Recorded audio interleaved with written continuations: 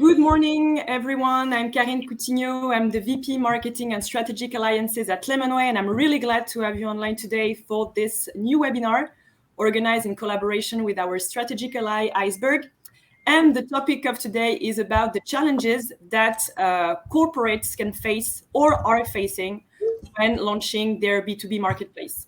So from technology, organization, business, product, and legal aspects, we'll deep dive together for almost 30 or 45 minutes into these challenges and trends. And to do so, I'm happy to welcome our two experts for today. Jérémy Chemla, Associate Director at Izberg. Izberg is a SaaS modular and customizable solution to power product or service marketplaces, and the company was launched in 2014. And our second expert, Martin-Pierre Gauthier, Chief Commercial and Marketing Officer at Lemonway. In two words, Lemonway's mission is to empower marketplaces with a trusted and secure payment technology. So as you can see, we're in good company this morning, and we do hope that at the end of this session, you'll get all the answers to your questions regarding launching and managing your B2B marketplace.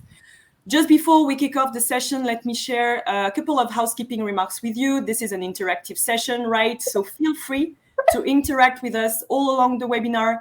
You have a panel on the right-hand side of your screen. You have a tab called questions. Feel free to insert your questions in there. I will pick them up during the Q&A session at the end. We'll have some time devoted to the Q&A, 15 to 20 minutes. And in the meantime, also our speakers will be able to interact with you in the chat section if you have some questions directly to ask to them. I see participants still joining in, but probably before we start, wanted to share some telling statistics and predictions on the announced success of the B2B marketplace model. Also showing, that this evolution of behavior of professional buyers is really here and here to last. So by 2024, B2B online marketplaces will account for about 30% of all worldwide online B2B sales.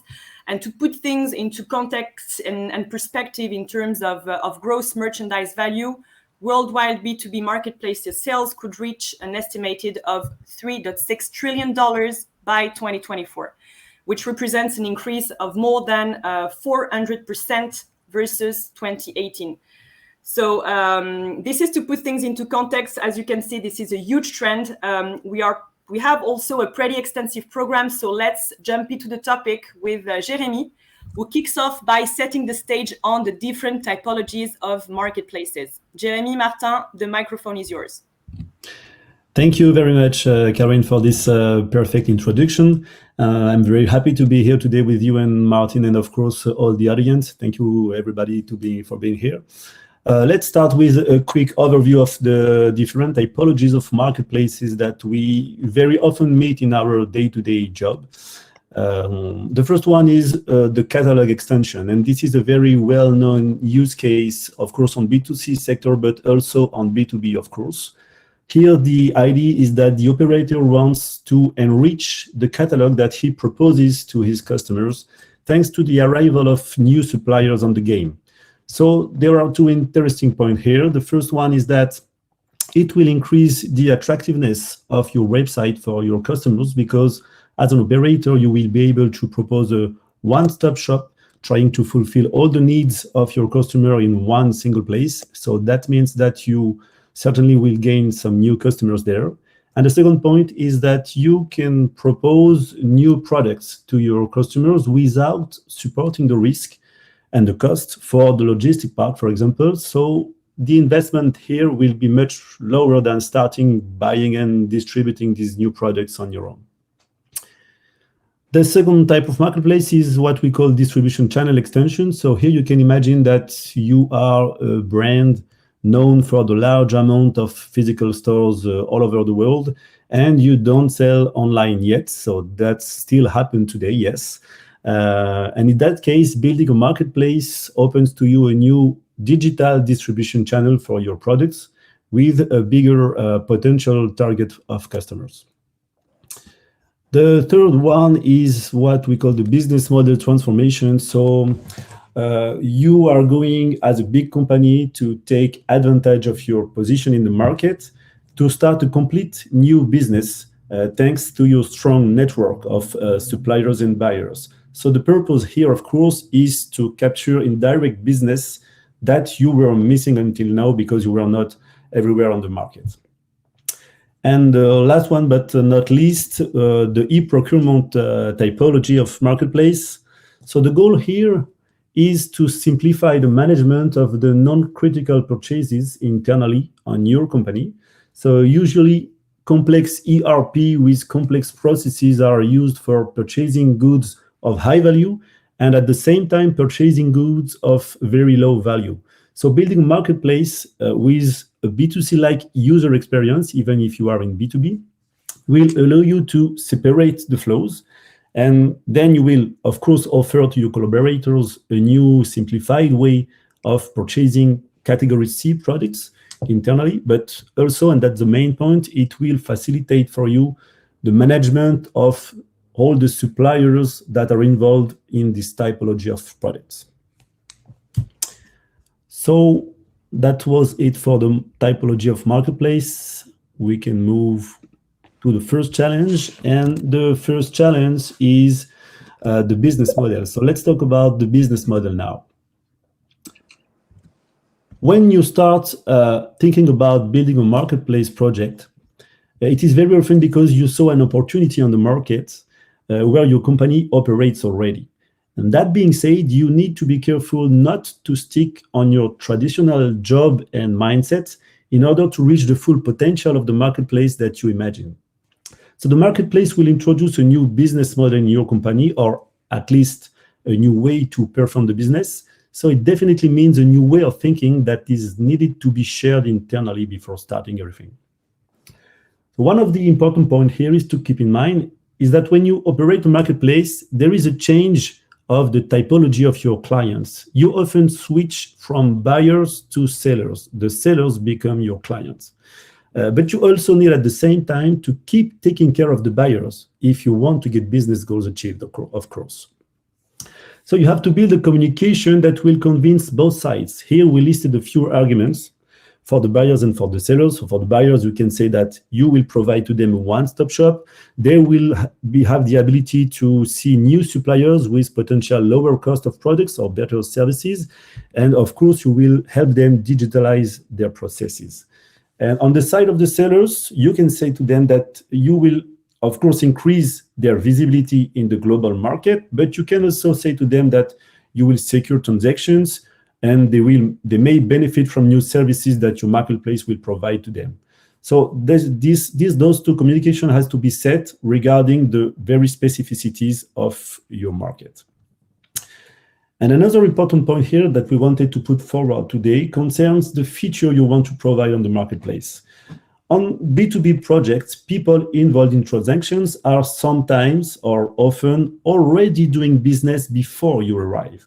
So that means that if you want to bring them in your marketplace, you need to allow them somehow to keep the same conditions in terms of price, in terms of services attached, in terms of payment modes. And this is even more necessary when you have an international target. So I suggest that we move forward to the ecosystem now, and I give you the microphone, Martin. Thanks a lot, Jeremy. And so moving to the second tip, which is indeed the ecosystem. Now that Jeremy and a little bit earlier, Karin have set the scene in terms of type of B2B marketplaces and how the business model are being worked on, let us just put on a very visual slide what are the key players that needs to be considered into a B2B marketplaces. Let's take a buyer, I would say, journey standpoint, and let's start from the left part. So the buyers is being engaging with a front-end solution. This front-end solution is usually built up by the marketplace operator in itself, thanks to usually an integrator who is working with all the different parties.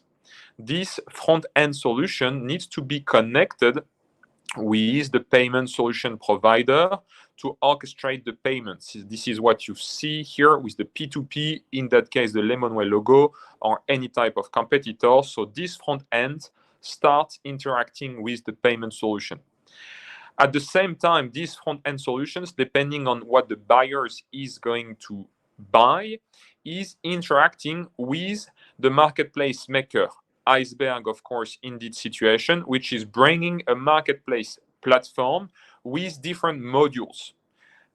Operator back office for the marketplace operator in itself, as well as the seller back office for nice experiences on the right part of the slides, which is very important, the seller part.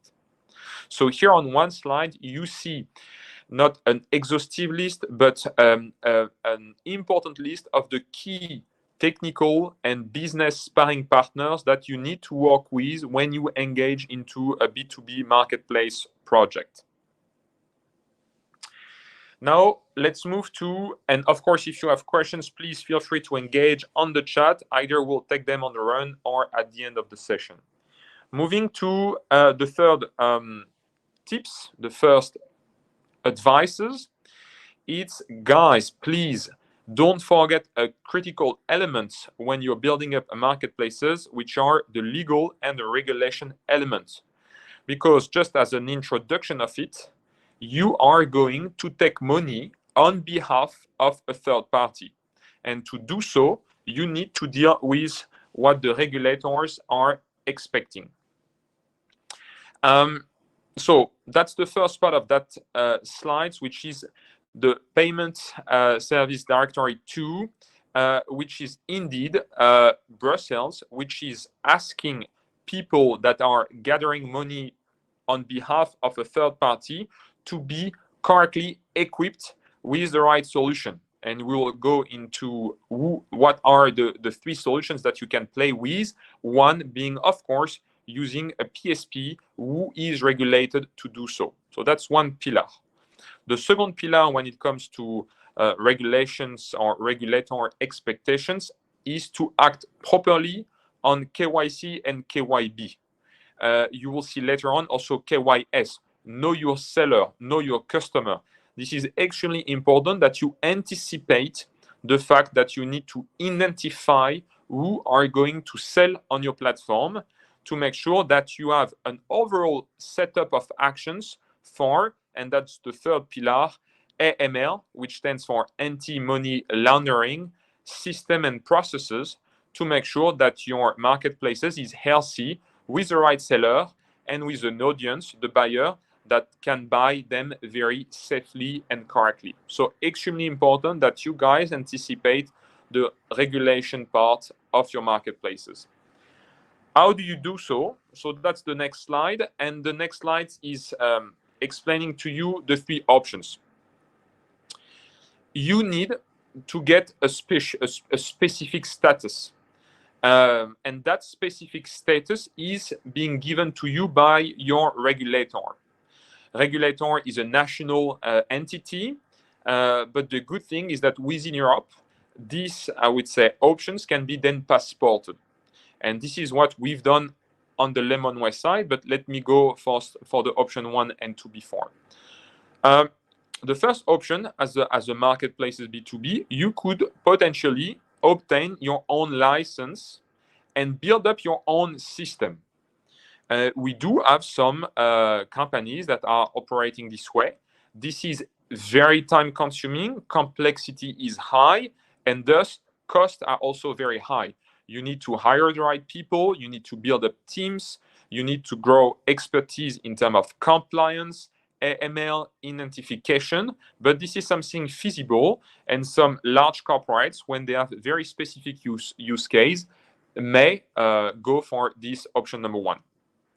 Option number 2, and that's, I would say, the extreme opposite, is that you go for a POC, you go for MVP, and actually you do not need to get a special, I would say, status toward the regulators, and you go for an exemption. There are specific criteria that you need to respect, but this is also an option but this option is going to be short-term because as you scale, this is not going to be sustainable. Option number 3, which is the majority of what the corporates are doing, is to use a third party that will give you and delegate to you the rights that they've obtained by having this status of payment establishment, allowing to take money on behalf of a third party. This is how Lemonway operates and some of our competitors. And this is, I would say, according to a majority of use case and a majority of discussion, the most efficient status, both from a regulation standpoint, because you meet the regulator's expectations, but you also benefit from a strong expertise which is being given to you. So this is what we wanted to share about the regulations and the legal environment. And now I move it back to you, Jeremy, to explain what it means from a legal standpoint when it comes to the marketplaces B2B. Yes, thank you, Martin, for this explanation. So I just wanted to add here that as an operator, you have not to forget that you are responsible of writing the terms and conditions of use also for the buyers that will buy on your marketplace. And at the same time, you need to prepare contracts for your sellers. Again, the sellers will be your clients, and signing contract is mandatory to allow you charging the commission, for example, or the subtraction for transactions and justify the service provided. So as it is very often a new activity, your legal team may need reinforcements to be able to do so. And this is even more true when new regulations are imposed by governments, such as what we experienced in the beginning of this year with the arrival of the new European VAT rules, forcing operators in some very specific case to collect the VAT on transactions in place of the sellers. So that's very important for you to understand that those legal aspects may be met by your legal team, but your legal team may also need to have reinforcements and experienced team to be accompanied there. So let's move forward to the next point, which is the time to market. And here I wanted to say that you absolutely need to stick to a reasonable duration when you launch your marketplace project. First of all, when you launch a marketplace project, you may have thousands of ideas regarding the strategy you will have, regarding the features you will provide, and this can be very dangerous for the time to market of the project. It is important to understand also that during the build phase of the project, you will also face new expectations from people involved internally on your company, but also from external users that you may interview during the build phase, sellers and buyers that you want to involve at the beginning of the project. And if you are convinced by those good ideas, or bad ideas, but better good ideas, you will be tempted to add them to the backlog without taking care of the target of the go live. So prioritization here is the key, because there is no way that you succeed in delivering all the features that you have in mind at once. And actually, it wouldn't be a good idea anyway. Indeed, you may develop features that finally will never be used by anybody, and this is a big risk. So as you launch a new business, you have to prove that your idea is a good idea without investing all the money sometimes. That's the second pillar. It is like if you were an entrepreneur trying to convince investors, except that in B2B, you are more like a digital officer or something like this, a product owner, trying to convince your sponsor or even merely the comics of your company. And the third point here is that when you choose, you have to choose technical solution and architecture that will deliver the maximum flexibility in order to have the ability to easily extend the scope after the go live. Because of course, the good ideas that you get before and during the build phase, you want them to be present on your marketplace later on.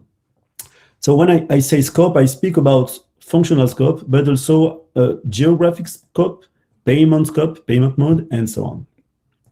So what is the ideal duration of a marketplace project? We say 6 months. and that's quite fast. Let's go a little further now with the challenge number 5, the 2 asynchronous go live. So let's have a look to this very simplified timeline of a marketplace project. One specificity of a marketplace project compared to a simple e-commerce is the fact that 2 go lives are actually needed. One for the sellers first, and the real go live for the buyers. For B2B project, this is very important because today sellers are quite used to sell products on B2C marketplace, so they know how it works. But this is not already the case for B2B and not completely the case for B2B, even if it is growing fast, as Karin said in the introduction. So in B2B, the sellers need to be accompanied in a very dedicated way by a very dedicated team on the operator side. And this is one of the topics that Izberg addresses, providing deep training sessions and even operational support to the operator team. This situation has an impact on the timeline of the project. On the macro view that you see on the slide, you can notice that the PSP should be plugged right after the end of the conception phases of your project. And before being plugged, the PSP has to be chosen and signed, of course. It is required because, as Martin explained before quickly, when you will start onboarding sellers in the middle of the development phase, you will have to get the KYC documents in order to send them to the PSP for validation. And this is a very important step because it secures the ability of the sellers to pay you the subscription or the commissions that will happen with the transaction on the marketplace. So the more sellers you get before the buyers go live, the more you will be able to display a rich catalog on the buyer interface, and the more you will fit the needs of the markets. So again, here also it is needed to anticipate as much as possible to avoid the delay. Remember that the first sellers onboarded will have to wait the buyers go live to start business on your marketplace. So this is also something that you have to communicate with the first sellers that you will onboard on the project. So just one last point here, be careful because this is a simplified timeline. So as a lot of actors may be involved in the marketplace project and they should actually all have to appear on the timeline. Thanks a lot, Jeremy. And I'm jumping, but in a way, coming back a little bit on what you're saying, which is the importance of the phase of onboarding the seller, which is what we see usually slightly underestimated. And this is critical that indeed you anticipate this phase on your own and together with your business partner to make sure this is a success. And one of the key elements, and we are going to spend 2 slides on that, it's getting access to what we understand KYC seller. So know your seller. What it means concretely. It means that first you need to gather the right documents and the pieces of information that are needed for their identification. Again, remember anti-money laundering, political exposed people, different sanction list needs to be looked at to make sure that you onboard a seller that can do trading online. So what it means is you need to gather documents for each country. And that's a very, I would say, interesting process, but sometimes time consuming. I recognize some of our customers in the audience, and I know that we have intense discussion with some of them to make sure that we do that on time with the right documents. So that's the first pillar. Second pillar is making sure that it's not only, I would say, an administrative stream, but this is really understanding what is the seller doing and how is he going to provide value in terms of offering on your marketplaces. This is something that Jeremy has touched before, which is why are you going to display their offering on your marketplaces? What is going to create as a value for your buyer's audience?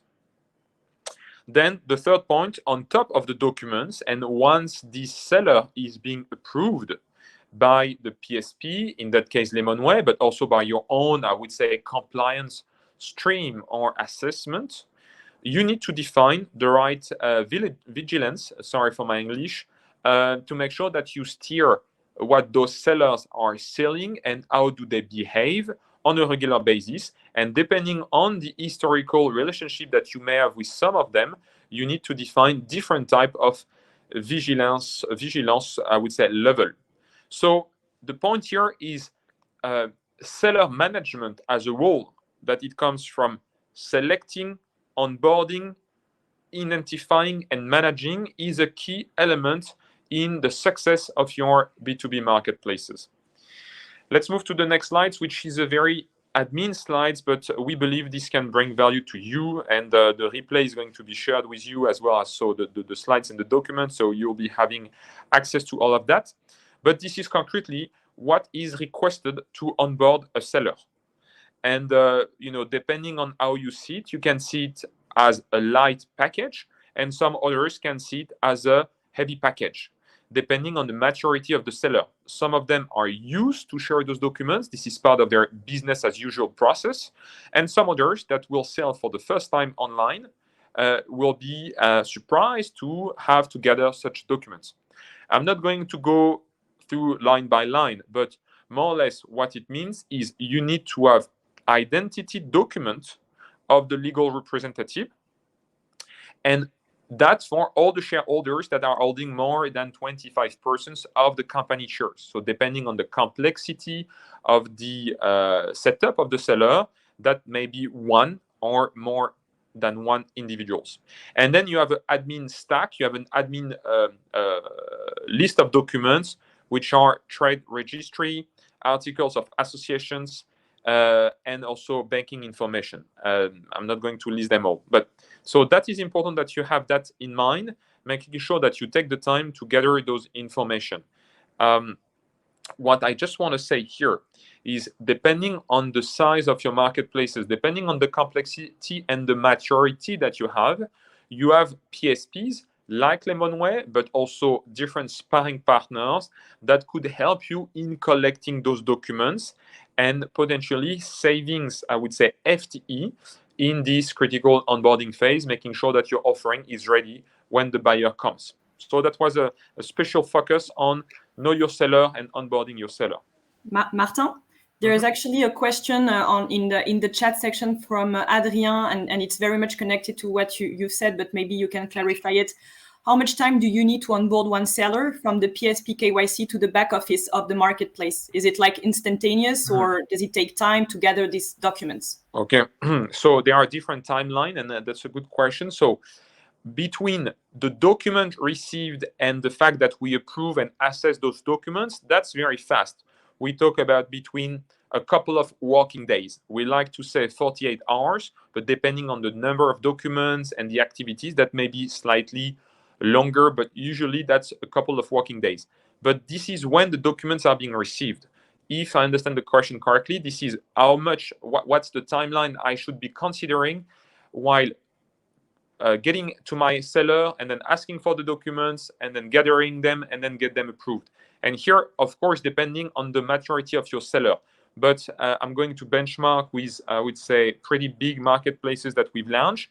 That has been, to some extent, for 100 to 150 sellers, a process of around 60 days to make sure that we engage, we collect, and we assess. So then, but it's, it's one benchmark, one feedback that will be dependent on each platform, but please consider a process of approximately 2 months to onboard a couple of dozens of sellers. So indeed, I mean, KYC seller is a key aspect to take into account when to make sure that you keep track on the go live and not to delay the launch of the marketplace. Indeed, yeah. So 6 tips, and back to you, Jeremy, for the mic for this special one. Yes, I can take the microphone here for at least three points here. First, I wanted to say that the buyer experience is, of course, the first mandatory step to pass before reaching transactions and business on the marketplace. So if you don't have a good UX UI, then you will lose everything, of course, that's clear. So let's talk about take into account internationalization, So when your marketplace sells across several countries, your job as an operator is to be sure that the buyer will have an interface in only one language, and if possible, it should be his native language. So that's the first step. And this means that you have to force the sellers to describe their catalogs in several languages if they want to sell their products in several countries. And sometimes that's something that the sellers has to work on it. The second point is that the buyer will have an interface that proposes a wide range of payments modes to meet the needs everywhere in every country. And here the PSP has a very important role to provide to you all the payments modes needed for the marketplace.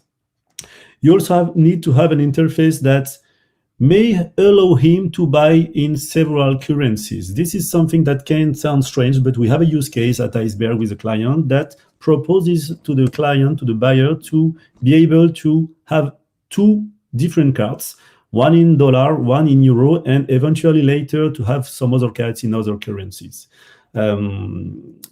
Of course, there is no other possibilities than proposes one card per currency, because when you made a payment online, you cannot do a payment mixed in dollars and euro, for example. You also need to have an interface that proposes all the shipping methods that your buyer usually uses in his country, and the countries doesn't work at the same way regarding the shipping method and the shipping roles. And finally, therefore, the internationalization, you have an interface that needs to present, because you are in B2B, in the first view, every prices, taxes excluded. Of course, that's a very obvious point, but that's very important in order that the buyer is able to have a good view of the real price he will pay at the end.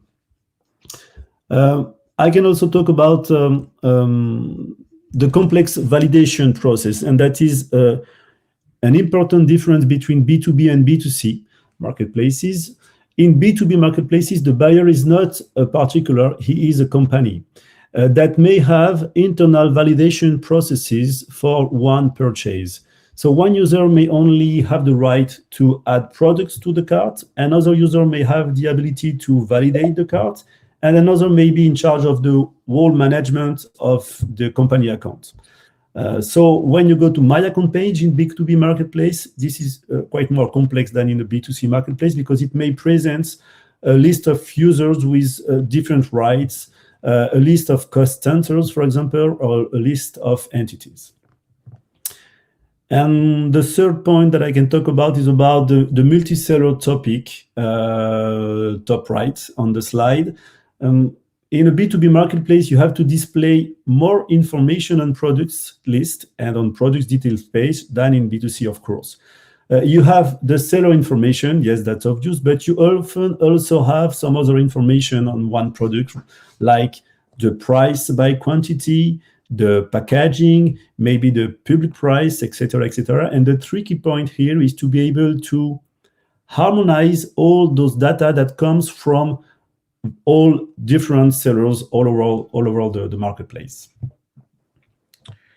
Thanks a lot, Jeremy. Let me complete these slides and the key elements for the perfect buyer experiences. So I will mention the reporting capacities. And here, there is no one way to do so. What we see is, depending on the size, depending on the maturity of the platform, you could really outsource that to one of the business partner that we've mentioned earlier in the deck, and such as your PSP. So your payment partner, such as Lemonway, is going to bring to you a dashboard and reporting capacities that you can also extract from an API standpoint, that will give you a full visibility on the transactions, on the status of the payment account, money that you have on it, and how the commissions are being taken, when the money out is going to be orchestrated, etc. So reporting capacities is, of course, a critical element. Either you outsource it, either you build your own, I would say, BI around it, but this is critical to anticipate. I don't think there is major differences between B2C and B2B on this one. There is a big need in reporting anyways. Then let's touch a little bit more about the payment in itself. it is, of course, and that could be a topic for a full webinar, but to really design and understand what are the payment methods that you need to be offering on your platform. Depending on the average transaction price, depending on the geographies of your buyer, depending on your own capacities to orchestrate payment, you may go for different type of payment methods. Of course, I would say if we look at B2B as a whole, majority of payment are going to be orchestrated by bank transfer, by corporate cards, especially for non-core transactions, small value, virtual cards as well, direct debit, or different type of B2B widely used payment solutions. We also see more and more what you may hear about open banking, which is a bank transfer, but with a much better user experiences. So the topic here, and let's not answer the question, but guys, be careful on which payment methods you go for. Then last point, provide payment flexibility, and here that's a complete different pattern between B2C and B2B. You don't buy in B2B the same way as you buy in B2C. You need to have different type of insurances, payment terms, and so usually companies buy monthly 30 days, monthly 45 days, depending on the regions, depending on the patterns, but important that you anticipate the money flows and when the money is actually being credited and debited from you as a buyer bank account and credited to the seller one. So this is a couple of, we could have listed maybe a couple of more, but these are what we believe are critical in the buyer experiences. Moving fast to you, Jeremy, looking at the timeline. Yes, thank you very much, Martin. And let's talk about the last challenge, which is building an experienced and passionate team for the day-to-day operation. So we just listed here the 6 key profiles that has to be involved in the marketplace team for the go live. And it's even better if you are able to involve this team before the go live during the build phase of your project. So the recruitment of the team can take several months, and we all know that. So this is also something that should start quite early in timeline of the project, or even better to start before the beginning of the project at all. So if we go together through the profiles one by one, I'm going just to describe it quickly. First of all, you have the business developer, and the business developer is the guy that will recruit the sellers or the distributors. It's the same word. So he has to convince the seller. He's like a commercial on your project. He will go to see all the sellers and tell them why they should be onboarded on your marketplace. What you can have, what is interesting to say here is that the KPI is one guy working normally can onboard from 2 to 4 or 5 sellers per month. This is because on B2B, like I said before, the sellers has to be accompanied in a very dedicated way. So that takes time. Then you have the account manager guy, who is the main point of contact for the sellers. So he can handle a lot of sellers at one time because he won't have to talk to the seller every day, but he has to be the main contact for each one of them.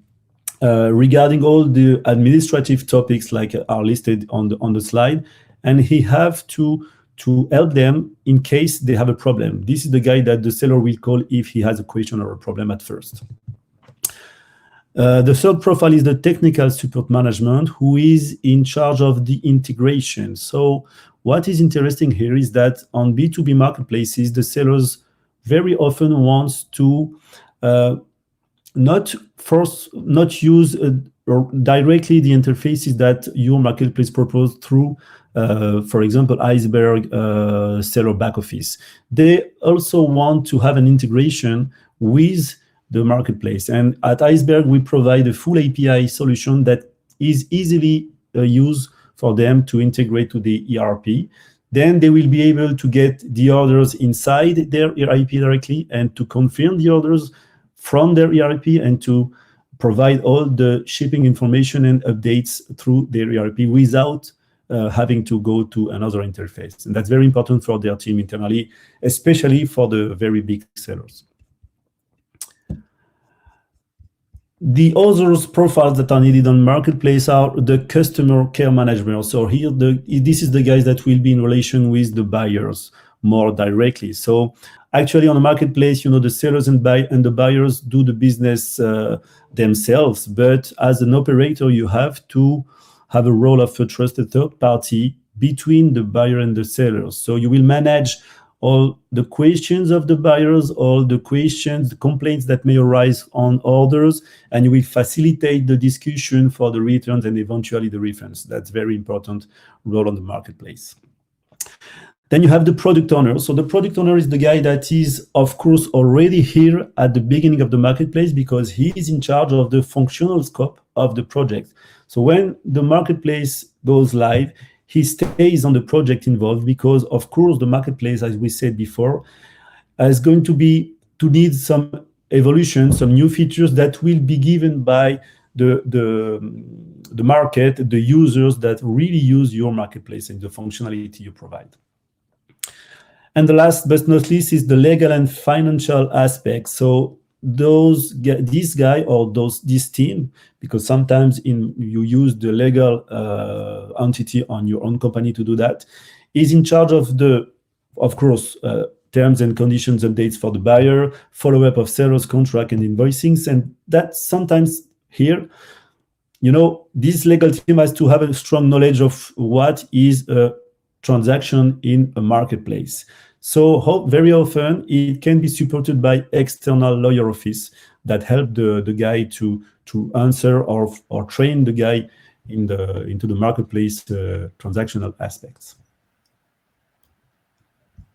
And that's it for the key profiles in the last challenge. Thank you very much. Thank you both for these great insights. Let's move on to the questions because we are receiving quite some of them in the chat section. There's maybe a first one for you, Martin. Pierre-Alexis asking about the flexibility for the seller. Does Lemonway provide also factoring services? If yes, is it provided through fintechs and collaboration with fintechs and other third parties? You're on mute, I think. Sorry about this.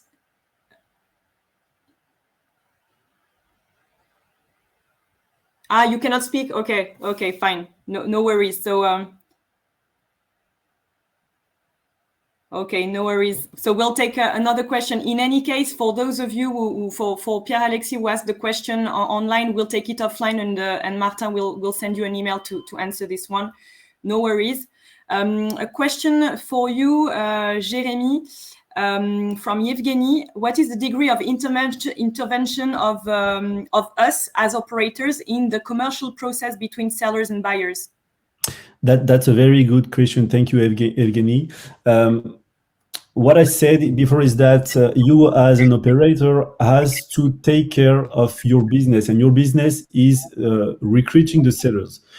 You should not have to interact a lot inside the commercial process between sellers and buyers. You are here as an operator to put them in relation and to be sure that everything that you provide on your marketplace will meet the needs directly. Then you won't have to intervene on the commercial process. Of course, what you do is to set a frame for them. So that's the job, but that's the job that you do in the build phase. When the live the marketplace is launched, then you should not have, if everything is set well and the job is well done, you should not have to spend a lot of time between negotiating the prices between sellers and buyers. Of course, you won't, because the sellers will propose directly their products and their prices. As an operator, you will be able to, of course, moderate his catalog, the catalog of each sellers using the Izberg interfaces. So you will be able to say, okay, this product, I want it to be on my marketplace at that price, that's okay for me. And this product, I don't want it to be on the marketplace because that does not fit my global strategy. But saying that, then the sellers and the buyers should be able to have a transaction without you completely intervening. Brilliant. There is a question from Adrien asking if you could give some examples of B2B platforms that you're working with. On Lemonway side, we have several this type of B2B platforms in the pipe, but we can give you one reference that we have is NG and their B2B marketplace called the BWE.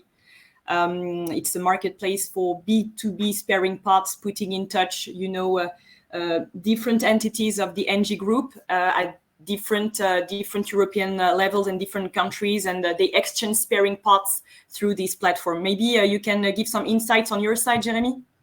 Yes, of course. We have a lot of B2B platforms at Izberg. I can talk with you about Alstom that launched a marketplace that is called Station One. This is on spare part platforms for train products. And this is an international one. And another one in e-procurement that is very interesting is one we did with Total. That is a marketplace of e-procurement, helping Total to buy the category C products internally, not using their classical ERP that is used to make very big purchases. Yeah, Martin is back. I apologize, don't know what is going on, so I had to leave and then reconnect, but I am back and I hope you can hear me well this time. Sorry, Karin. Yeah, no problem. We can hear you well. So maybe you can take the question regarding factoring services before we close the session. And then for the other questions, because we received quite a lot of them, I will share them with our speakers and they will come back to you via email to answer directly to you guys. Yes, I've seen questions on invoicing processes as well as factoring. And these are critical elements indeed, which are different from also a B2C world. So yes, factoring is something we are pouring and with, I would say, different actors, because usually what we see is that marketplaces B2B engage with different, I would say, financial provider and tends to come with factoring services. So thanks to API management, we managed to connect factoring services to the payment API. So and we have running platforms, so using factoring services on the B2B.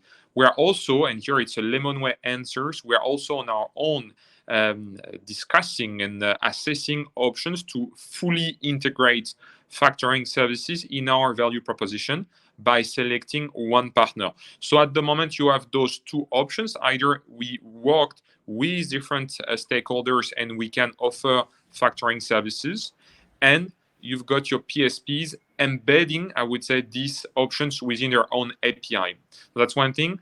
On the invoicing process, that's a little bit the same, I would say, scenario to some extent, while we see that actors, tech platforms, sometimes are also putting these services on top of their overall, I would say, offering, while we also work with invoicing platforms that connect with our API, being able to support the information that we push and for them to issue invoices for the buyer. So yes, happy to take it offline and to go into more details and to further educate and also to learn, because we're also on a learning journey here. Exactly. So yeah, we still have questions that are unanswered in the chat and the question tab. No worries. Our speakers will come back to you after the session. So we're coming to the end of this webinar. It's 11:48. We're 3 minutes late. Sorry. We know your time is precious. So a big thanks to you all for your active participation. Big thanks to our speaker, Jeremy, Martin, for sharing your expertise today. The replay of the session will be available right after the webinar. You will receive an email notification, including the link to watch the session again and to download the slides, of course. Once again, many thanks for your participation. Have a nice holiday season. Christmas and the New Year are around the corner. So see you soon for a next online event. Bye-bye. Thank you, everybody. Bye. Thank you. Bye-bye.